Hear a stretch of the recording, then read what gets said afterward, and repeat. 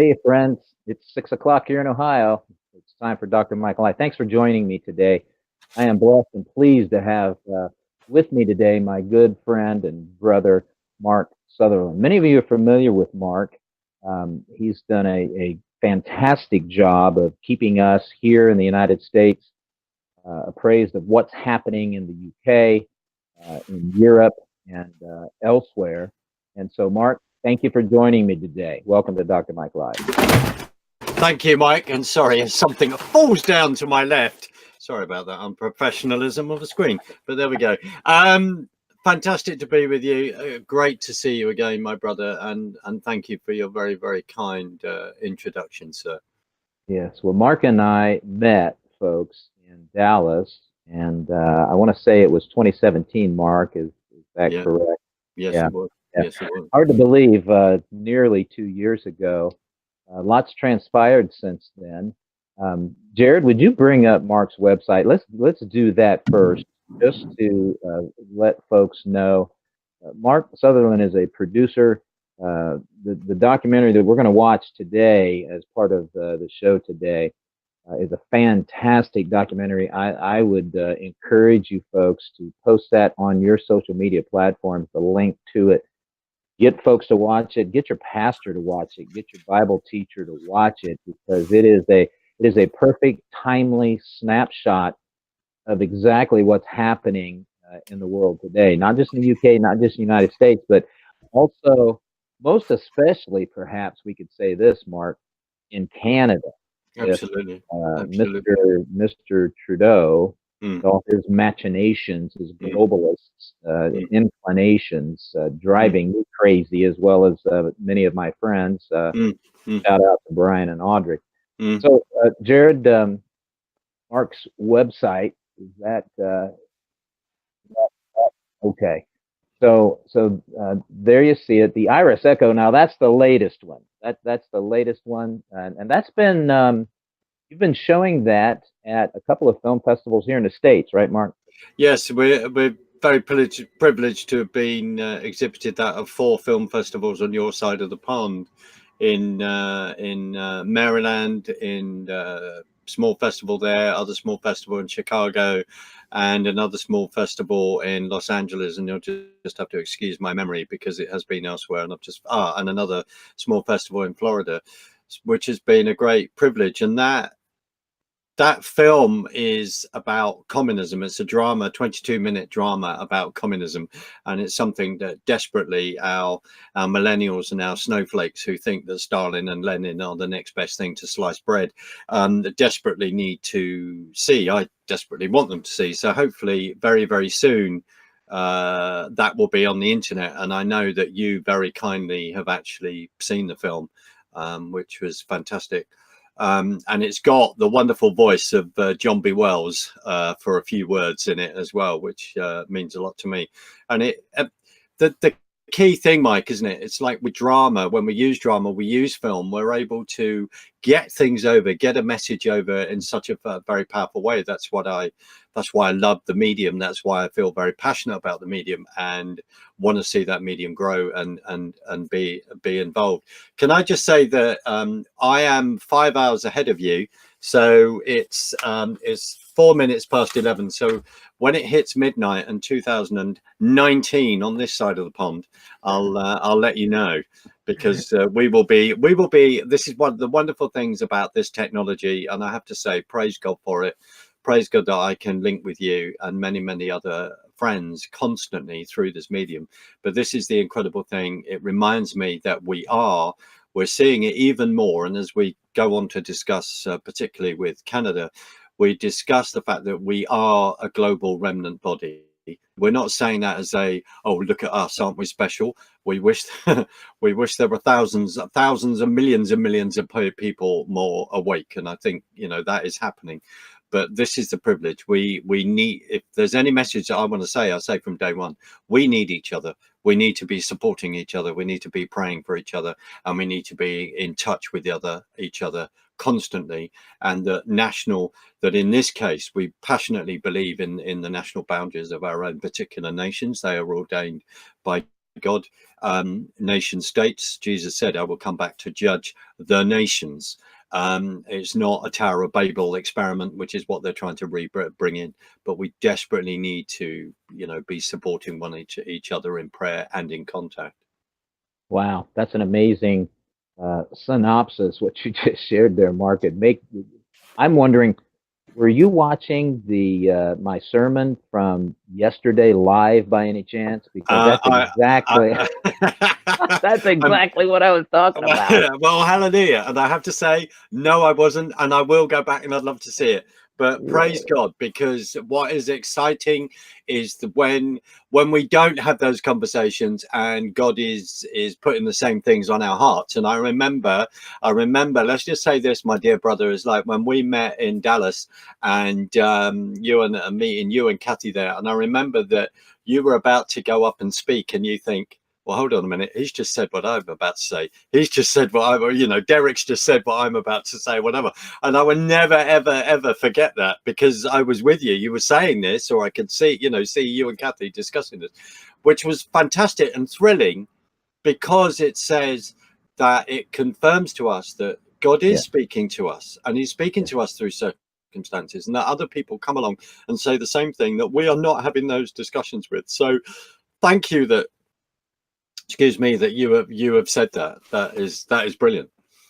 So, Mark, before we watch Between Lambs and Lions, give us a brief synopsis of the intent, the message, what it is that you're trying to do, 1 or 2 minutes, and then we'll watch this. Thank you very much. I'd be delighted. So Between Lambs and Lions was something that we loaded up in 2015. Filmmaking is a team effort. I found the writer and director and this project where through a film competition. So Between Lambs and Lions depicts a time when the Constitution of the Republic of the United States has been suspended. There is complete overreach by the executive branch, and the Constitution has been assigned to a museum. And Between Lambs and Lions takes the book of Daniel and sets it amongst the political machinations of Washington politics.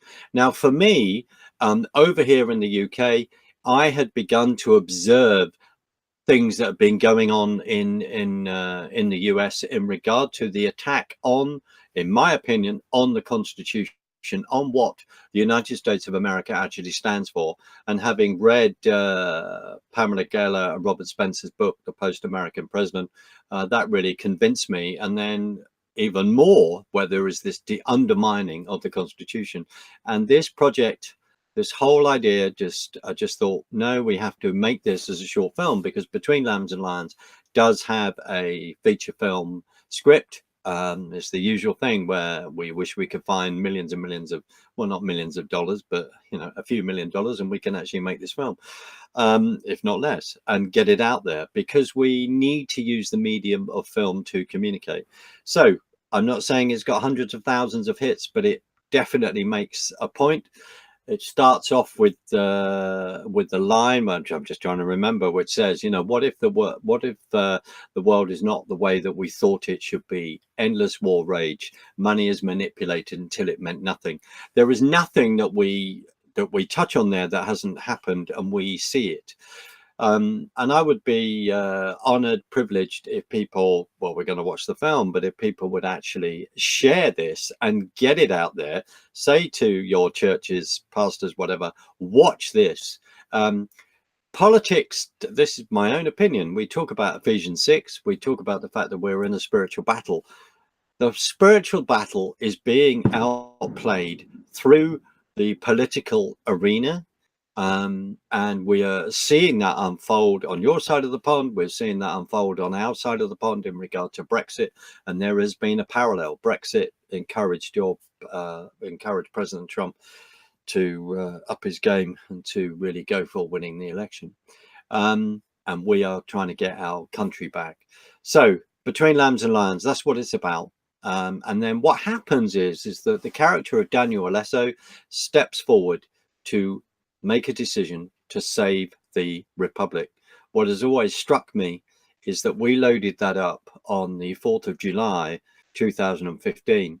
I didn't know about a week or two before that Donald J. Trump, as he was then, was going to announce the fact that he was running for the election. And sometimes you think, well, in my opinion, that art reflects what happens in real life. So that's why that's the film. I'm extremely passionate about it. Extremely honored that nearly 18,000 people have watched it. I wish it was hundreds of thousands. So let's just try and accelerate that. But it has an important message to say, Mike. Yes. Well, it'll be 100,000 after it plays now. How's that? That'd be amazing. That would be absolutely amazing, brother. All right, roll it, Jared.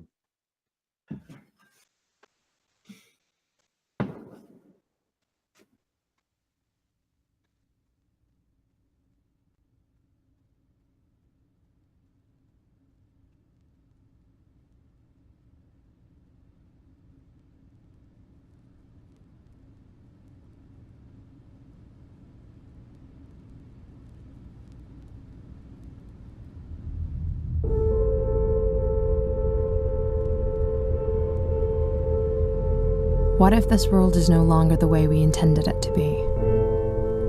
In the end, it was easy for them to take what they wanted from us. Endless war raged. Currency was manipulated until it meant nothing, and the corporate media droned us into submission.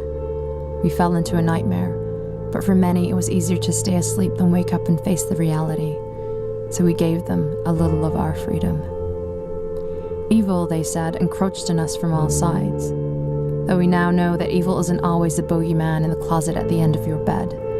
Sometimes it's hidden behind the charade of smiles and handshakes. But ignorant, we gave them a little more freedom. There were those who realized and tried to warn us. Though they were smeared, then forced to drink a vial of hemlock for trying to corrupt the youth in the square. With no one to lead us, we gave them the last of our freedom. After 100 regimes, we had sleepwalked into a society where the illusion of freedom no longer needed to be maintained. The scenery was taken down, the curtains pulled back, and the chairs and tables moved out of the way. Then we saw the back of the theater, the brick wall of oppression. Some tried in vain to fight, but it was too late. There was nothing left to give. Now all that remained was the new republic, the work they had designed from the beginning. The world was ordered anew, where there would be all obedience, oppression, and consent. That was until now.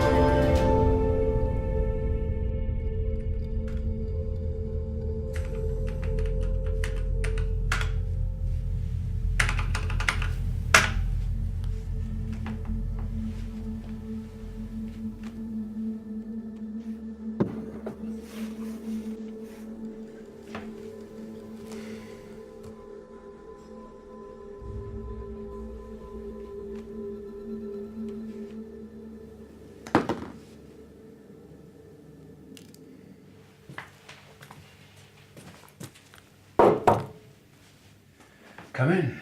Remember Lesso? Hello, Ariel. What are these?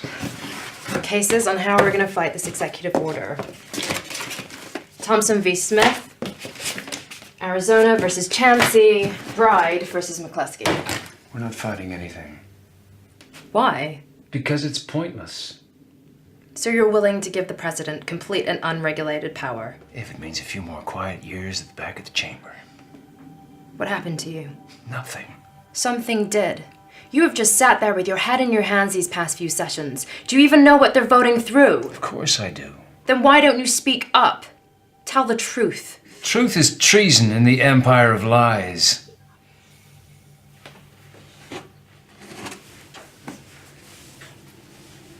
Someone once told me this old thing stood for something. It still does, but it's not the same.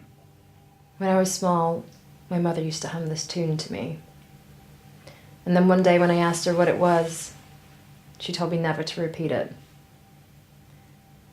Do you know what it was? I can guess. Do you remember how it goes? Singing about liberty isn't going to do anyone any good. I don't know why you bother sneaking off to see that piece of paper on top of the hill if you're going to treat it like one. Ariel, you're starting to get out of line. If liberty means anything at all, it means the right to tell people what they don't want to hear.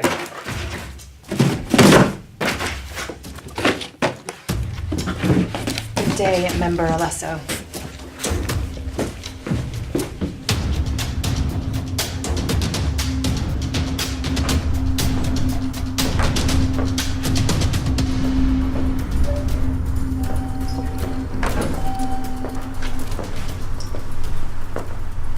Leave us.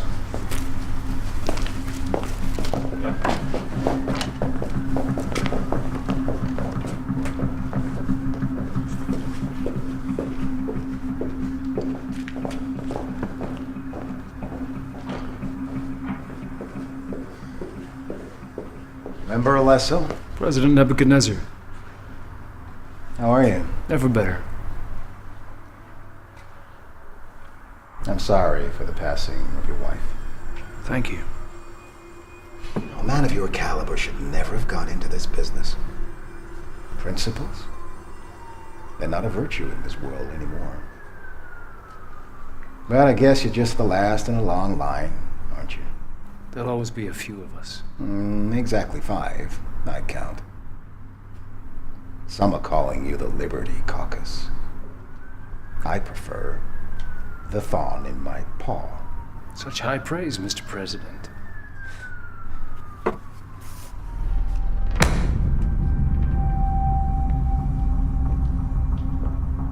Today is an historic day for the Republic, member.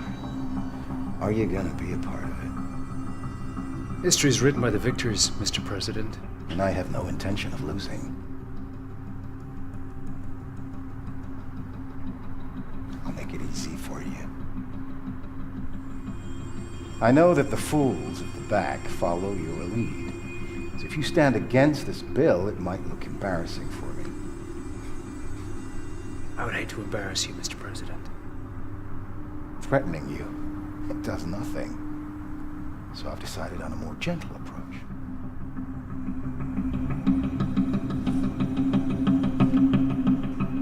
Guarantees for the release of the 7 suspected terrorists you've been lobbying for, and an assurance of additional funding for your quadrant for the next quarter. You can return and retire a hero. All you need to do is deliver the votes I need for the bill to pass unanimously. I can't speak for the others. Yes, you can. See, if in the house of cards you take out the right one from the bottom, whole structure comes tumbling down. You are that one card, member. Once this rebellion is crushed, all the other cards will fall back in the pack.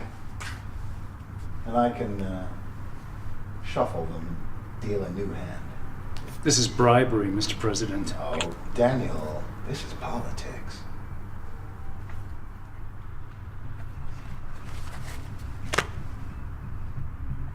Will that be all, Mr. President? Yeah, if I keep you any longer, you might miss the vote.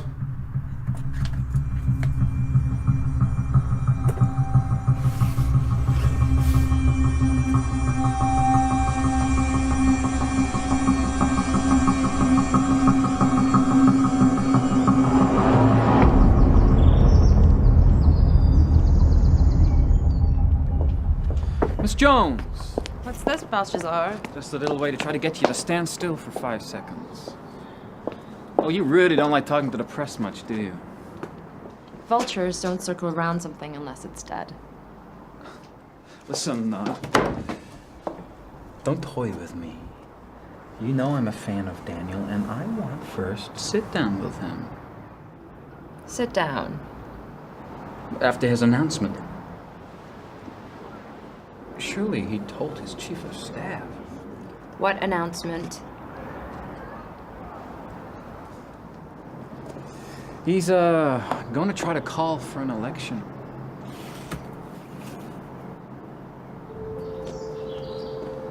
You know, you're never gonna get a majority. We don't need a majority. We need a vocal, irate minority. Oh, and next time you want me to do something for you, bring Danish.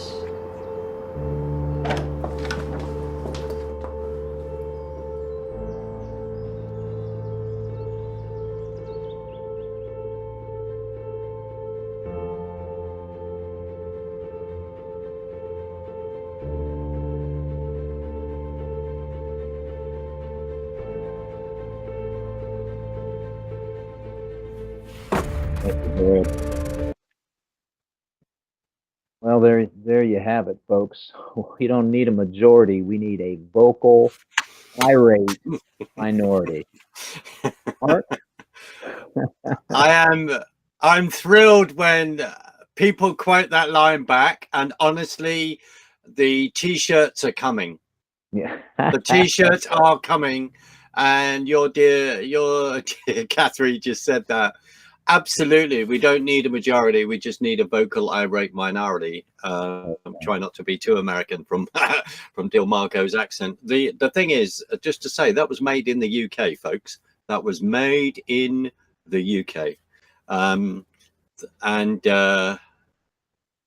this is the key thing. You know, it's about being vocal, and I just want to say that I am thrilled and always humbled when people watch this film and when people quote, when you just quoted that back, and that's why I just clapped, because I just start laughing, because it is that line.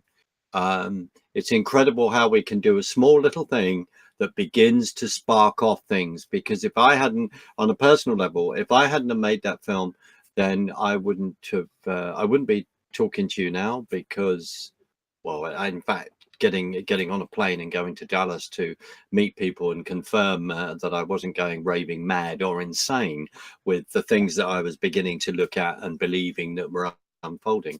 But it's amazing how God works and how he leads you to do things, and I am genuinely humbled by that. And I made that as I just felt led to make it as a contribution to help to wake up people on your side of the pond to what has been going on in your nation. The fact that, you know, you had the 45th president of the United States, but, you know, President then Obama, Barack Hussein Obama, come in, or Barry Soretto come in to power in 2008 from nowhere, and then promise on the eve of when he won the election to say that he is going to bring change to America. And there is no doubt about it, my brother, and everyone else listening, that he sought to do whatever he could do to bring change to America. Now, let's just put a number of things in context. Sorry, I'd slightly go off at that. It's maybe a slight tangent, Mike, depending on where you want to go. But remember, this is the man that told us, and here's the link. This is the man that told us, through our then Prime Minister, David Cameron, that if we voted to leave the European Union, as it was now, it was the common market. It was a six countries that we joined to trade with, to have low tariff barriers with. 6 countries. There are 29. Sorry, I slightly get confused about that number right now.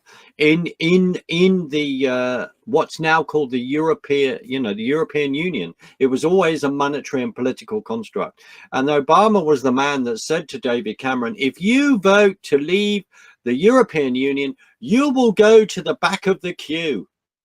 You will go to the back of the queue. This is the man that also, did whatever he could to get Goodluck Jonathan out of power in Nigeria, right? Which is very, very subject that's very, very close to a dear friend of mine, Isaac, who is from Nigeria and has seen his Biafran people attacked and murdered because they are Christians.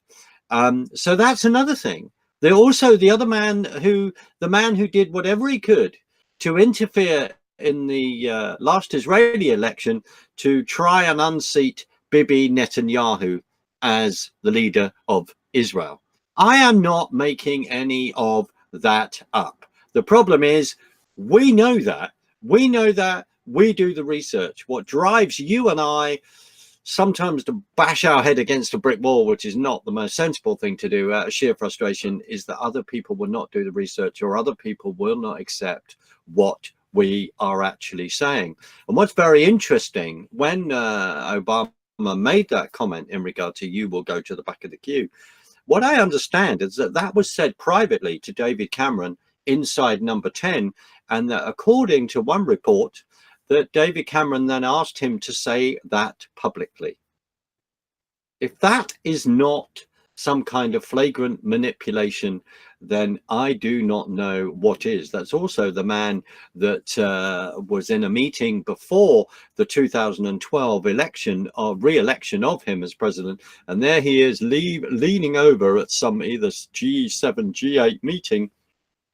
And this is before they kicked the Russians out of then the G8, and where he's holding a hand over the microphone and saying to Medvedev, you know, I'll be able to do more once I've won the election.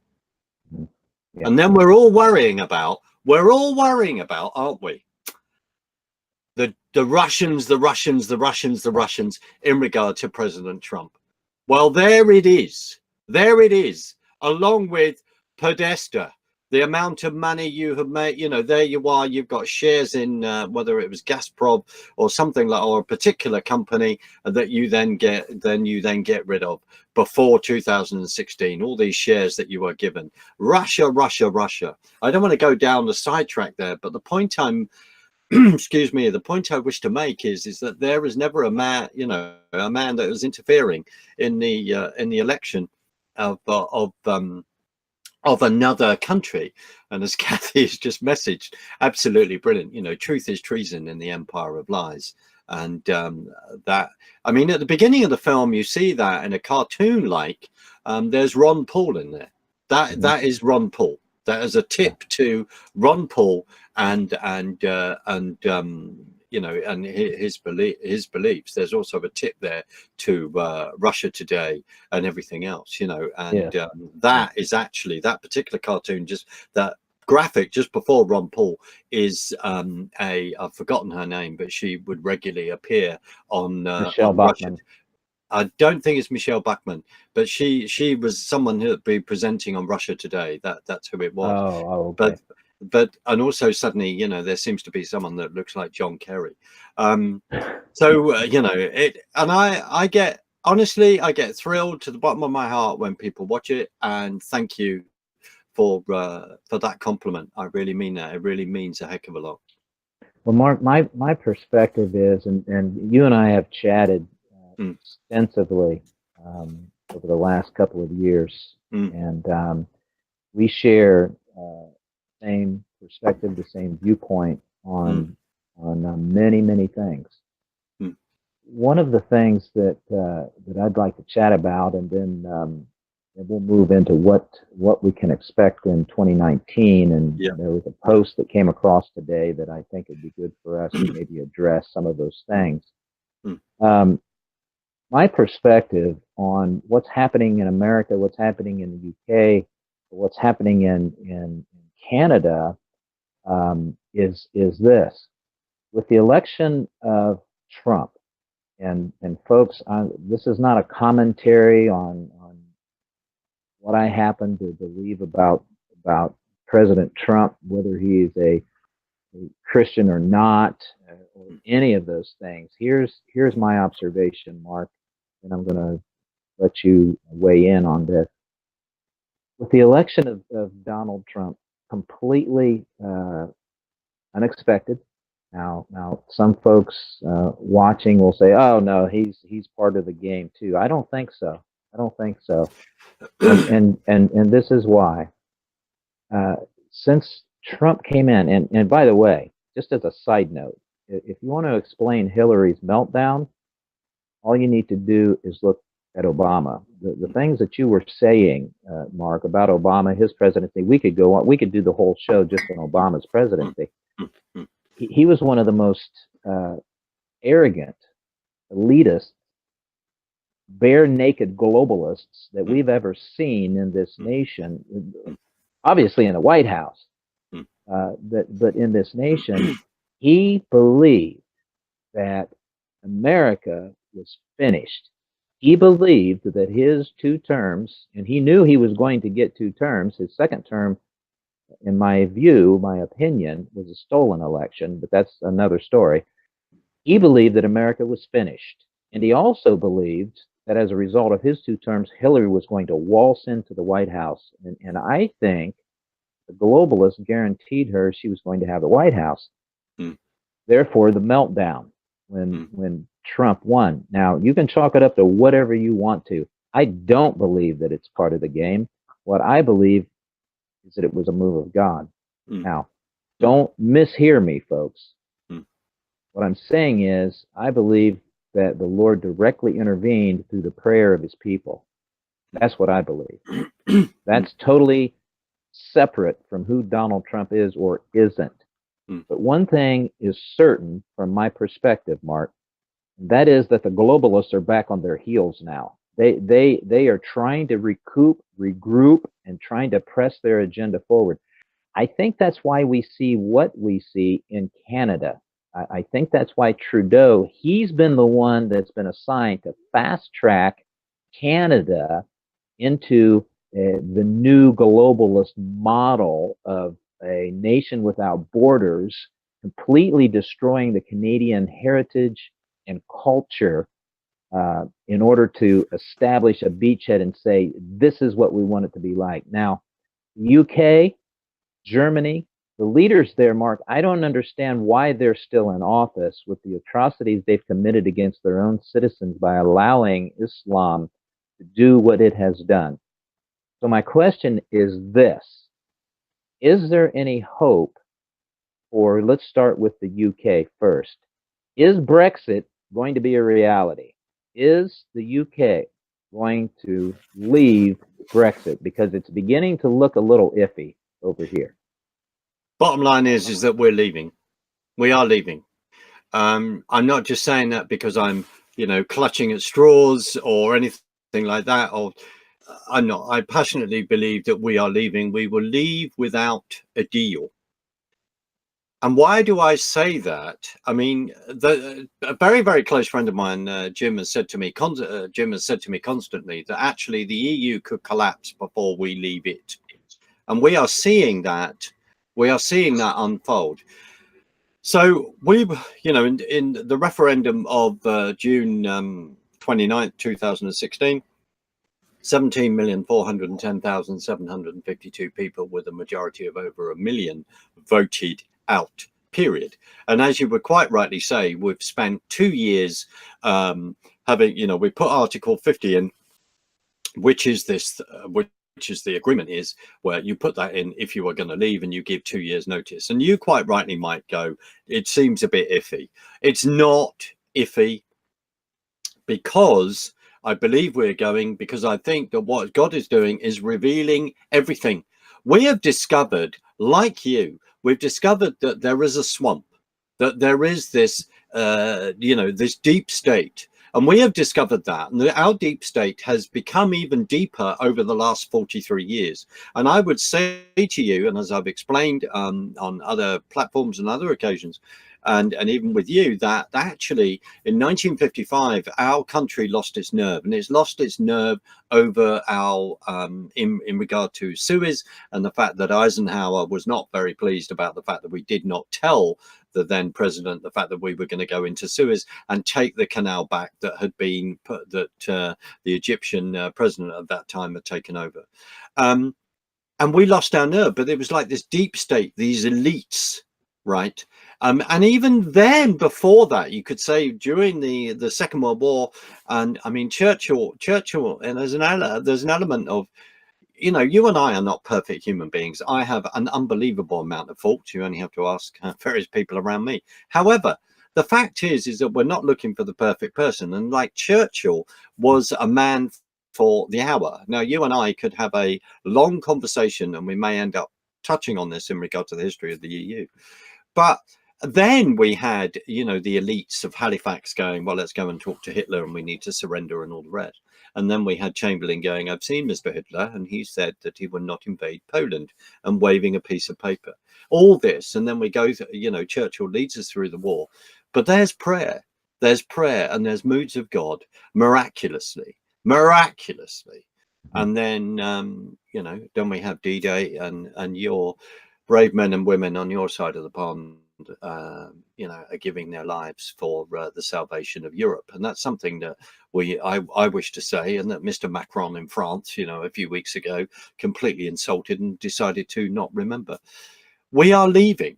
But the thing is, what it is this huge deep state fight. And we have been part of the European Union, part of the civil service. I understand that on your side of the pond, there are 3 million people that may be involved in government jobs, civil servants, and all the rest. If I'm wrong on that figure, then please someone come back. And then you've discovered, like, you've got, the Ninth Circuit and all this kind of thing. You've got people embedded. We've had all these text messages from Strzok and Lisa Page and all this kind of thing.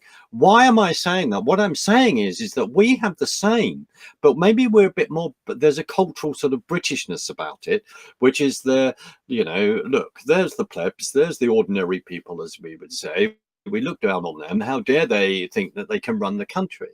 And Cameron made a big mistake to them. He made a massive, massive mistake. He didn't expect to win the general election with a majority in 2015. He didn't expect to do that. And as soon as he did, and he was relieved that in 2010 he didn't, and he had a hung parliament, and that he had to rely on the Liberals with Nick Clegg, the biggest Europhile going, to actually then stay in power. And he became deputy prime minister. So in 2015, he realized that he had to give a referendum. He had promised that. He tried to go back on that constantly since 2009, or if not, a little bit before. I've forgotten when he became leader of the party.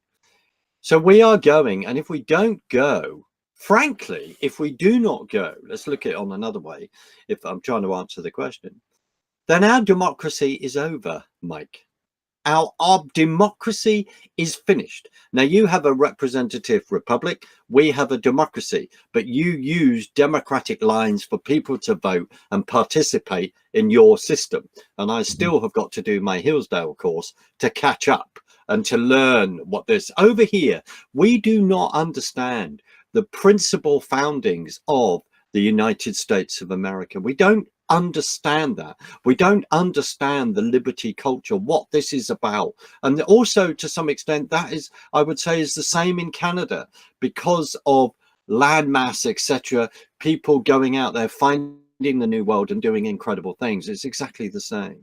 We don't understand that. So, in a word, we are going. Of course, it's been looking dicey. I could not believe the fact that we have handed over the negotiations basically to a civil servant called Ollie Robbins at one point, a man that wrote when he was at university, wrote something at university bestowing the delights of Stalin.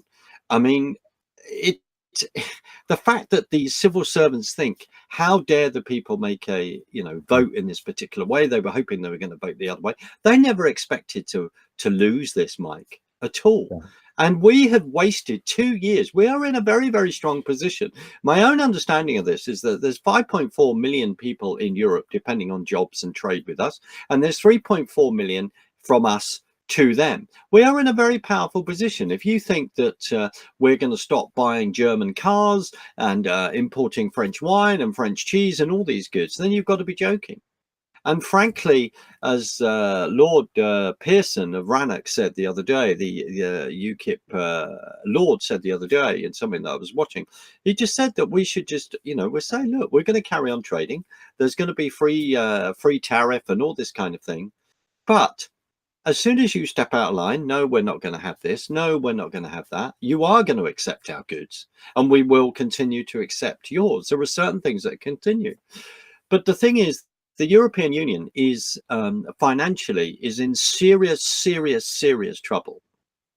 And I'm not an economist, but I'm trying to listen to things. There's a very interesting guy from an economic think tank called Strathagen. And I posted some of his stuff on my Facebook page.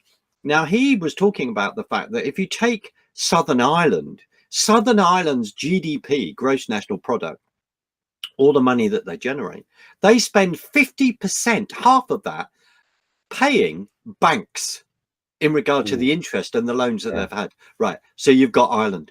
You've got Portugal in serious financial trouble. You've got Spain in trouble. You've got 40% unemployment in regard to youth unemployment in Spain alone, which is another figure. You've got Italy in financial problem, and then we have got France, and there is Deutsche Bank is in serious trouble. Not that people want to know this, because at the end of the day, we go financially, Deutsche Bank will be bailing all of this out. And there is not the money to, in fact, do that. We know that what they did with Greece, and there's all these bailouts and so, all the rest. This is real, and this is a reality. And the EU is a Marxist socialist construct. It is a construct that was designed in 1923 by Jean Monnet and Arthur Sauter, who both sat on the League of Nations. Now, we may not have time to go through certain history, but there is no doubt about it. It was designed as monetary and political union from day one, where you would take the democracy away of each individual country that joined without explaining that to them. So it'd be a bit like what you have seen is that for years you have been voting people to go to Washington, D.C. to represent you. And then you've discovered that phrase, a rhino, they're Republican in name only, or they switch sides, or actually what they do is they get paid by lobbyists so much that they're going to start to ignore the policies that you put them there in the first place. And then all of you over there, and that's why there's been the Donald Trump phenomena, which is the 65, 66 million people of you within the mid-state, in the Midwest, etc., or in the flyover states, which I find a very insulting comment. You all got together and said, we've had enough. We have absolutely had enough. We're going to back this outsider, of course, who is not a perfect person. But I believe, and people should be thankful that Hillary Clinton isn't in, and I believe that he is supposed to be there. And over here, coming back, that, you know, Mrs. May became prime minister by default. She wasn't elected by the people. And when you say to me it seems dicey, I understand that, because she is a Remainer, and she doesn't know, she hasn't read Donald Trump's book, The Art of the Deal, and couldn't negotiate herself out of a paper bag, and basically has gone to the European Union. And really, you could argue that the European Union have written the deal for her. This is the deal that you will negotiate on behalf of the European Union with the UK, instead of the other way round. Yeah, the globalist tentacles run very, very deep. Jared, let's look at the Jan Markell article. Yeah, there it is. So, top 10 things, stories of 2018. And as I read this today, Mark, I thought, well, these things are going to continue on into 2019 in actually the foreseeable future. Yep. That very first one. So if you'd scroll down, Jared, I'd like to discuss this very first one. Nationalism is scorned and globalism is celebrated. Now that's exactly what's going on. Absolutely. With the so-called immigration crisis. I call it a deliberately coordinated immigration invasion. That's really what it is, and it is the bludgeoning tool, if you will, to try and convince people who have lost sight, or perhaps some have never known. I speak to the younger generation, have never known the founding documents of their nation and how their nation is to be governed. And that they're supposed to be a sovereign nation with every right to enforce laws of immigration for the safety of their citizens. And so nationalism, and this came out real early, Mark, and I know that you kept up with this too. This came out real early after Trump was elected, where nationalism now was an evil thing, and that we should be an open borders nation. And really that's globalism 101, isn't it? Absolutely. And Verhofstadt in the European Union, in the parliament there, and also Merkel have called for countries to give up more and more of their sovereignty. Right? They've been calling for this. And the fact is that the paradigm has shifted. And you're absolutely right. The paradigm is not a left and right fight anymore. The fight is nationalism and globalism. globalism. And as someone who I would have caught, a while ago, I've moved from the left to the right. I've been on a very, very interesting political journey. And so has the wonderful Melanie Phillips from The Guardian. So this is the fight, and you are absolutely right. And that's what's going on in France, etc. At the moment, those protests have been going on in France. Those protests have been going on in Holland. Those protests have been going on in Belgium. I mean, this is the other. Mike, just quickly. I mean, last week the Belgian Prime Minister resigned over the UN Migration Compact, giving people a right to migrate anywhere, basically, to where they want to go. Now, just as an aside, I wrote to my member of parliament in regard to the Brexit deal. Interesting reply. And I said, I raised the whole UN compact, and he said, I'm waiting. I've written to the Foreign Office. I'll wait for a reply. I'm trying to work out whether we as a nation have even signed this. You have refused to, Hungary have refused to, Poland have refused to, and of course Canada, dear Trudeau or Castro's son, was straight in there with signing this, Mike. The other, and I've read, and you will go down, and I've read the other comments that Jan is saying, where it seems that all tied in, where the European Union, and of course there's that classic picture, if you want to scroll it up, from The Economist in regard to Macron walking on water. So it's as though, and the article touches on this, that as though the European Union is getting ready to go, we're waiting for, are we waiting for the man of perdition?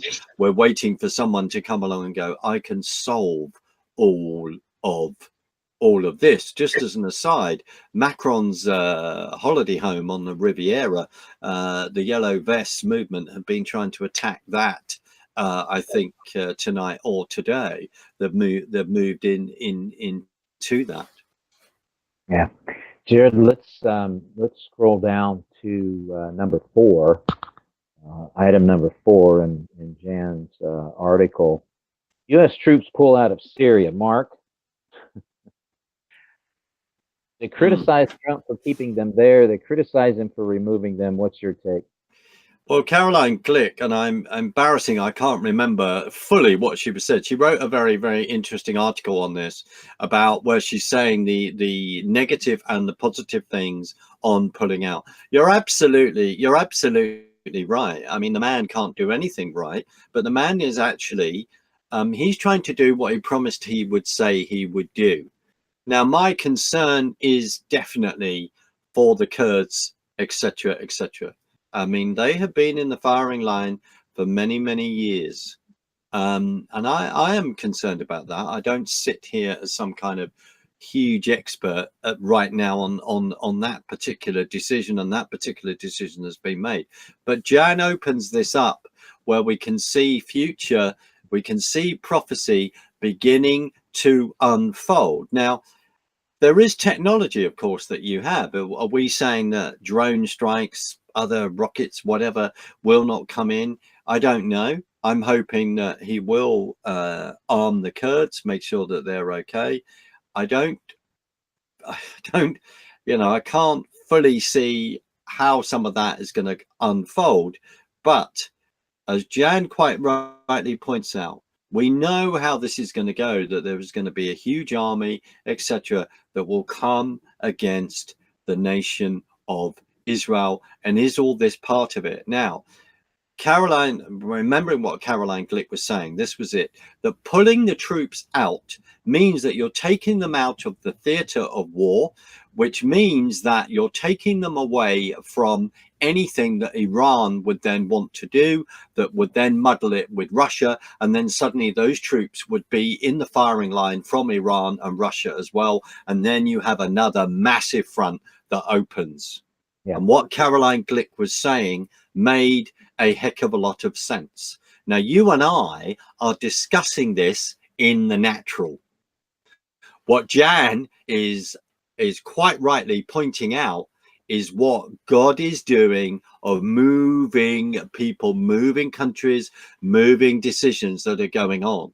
You know, my big fear in regard to this is if this the president of the United States decides to, you know, push another two-state solution and all this kind of thing, and I pray he doesn't, because I then think things would unravel for him even more. So the key thing is Russia and Iran, I believe, in this particular situation. As I say, Caroline Glick writes an excellent article about this. But yes, I'm concerned about Israel, and they have been doing there were tunnels that they've been blowing up. There was another attack, I think, on Hezbollah and all the rest, and there was a plane they fired at, and maybe some more in regard to the fact that they're concerned about what goods this particular plane was bringing in, whether it was more arms and stuff like that. Yeah, this is unfolding. I mean, Mike, the bottom line is this is a huge pointer and sign to what is going on, and as we march towards, if we're marching towards, you know, even more of an end time situation. Yes, we absolutely are. Let's scroll down, Jared, to number 8, please. Number 8. And that is something, again, that I talked about yesterday in my Sunday teaching. Intrusive technology invades homes and paves the way for the Antichrist. I can't believe the things that Americans, I can't speak for the UK, but I can't believe the things that Americans are willingly doing, in fact, buying and paying for, that are nothing more than surveillance systems that is collecting data, tracking people, their every move, their every action, even the things that they're saying they think in private in their own homes is being collected. We are moving into a time, Mark, where the government is really not trying to hide what they're doing anymore, and freedom-loving, liberty-minded people should be very, very beyond maybe concerned. We probably should be activists against this kind of stuff. What do you think? Well, I couldn't agree with you more. I mean, 5G, we could discuss that all night. And a dear friend of mine in Montana, when I had the privilege to be over there in October, talking, they are experts on 5G and all that's going on and the health implications of that. You're absolutely right. Without naming the certain particular products, and they've all been, you know, all being linked with a particular company called Amazon, and you can buy them and put them in your own home and ask this for this particular question and all this kind of thing. I mean, I fully agree with you, and free speech is massively under attack. You know that, as I know that, as Facebook, you know, even what was it, bumped Franklin Graham off because of something he said. Okay, someone just flagged up they work for Amazon from home. Bless them. Thanks, Don. But you know, we've seen Apple get rid of an app because it's Christian, because it's standing on the word of God. Do not tell me, my humble opinion, don't tell me that various of these organizations all started off in a garage and someone was very lucky. I don't believe that whatsoever. I think this planning has been in for a heck of a long time. I mean, Facebook is interesting, you know, isn't it? There he is sitting before congressional committees, Mark Zuckerberg, giving this, that, and the other as the front person. Well, it's very interesting because, as I think Steve Quayle has often quoted, that, you know, the DDR, so in East Germany, and the link, the Iris Echo, is about communism and plays a big tip to that period, that the DDR, you know, had all this information on someone. Well, Facebook, everyone's just giving all their information. And as if you want to find, people don't believe this, but I think Steve was saying this, that one of the founders of, you know, one of the people, architects of that, was an ex-member of the, you know, the East German Stasi and all the rest. Now, before we get called complete nutters on that, no, people just begin to think about this and work this out, about how much information we are putting over. And we see that in China, the fact that Google is even helping China, as you know, with its whole sort of social construct, where it says, you know, if you are a good citizen, if you behave, you'll get points, you'll get this, you'll get that, and then you can fly out the country or do whatever. If you don't, then we're going to come against you. Now, I know for a fact that you know, meetings within the media where people are pitching programs and all this kind of thing, that have been told that if you want to pitch to make some particular program for mainstream media, if we then discover that that any of your members of staff have got any comment on there in regard to being anti transgender or anti-Islam, then we do not want to employ those people. So free speech massively under attack, and we have so many cameras, etc., on our road, and you could tie in this is the way political correctness has totally then invaded, you know, the tech thing. It's this whole thing of programming, you know, truth speak and all that kind of thing from George Orwell's 1984.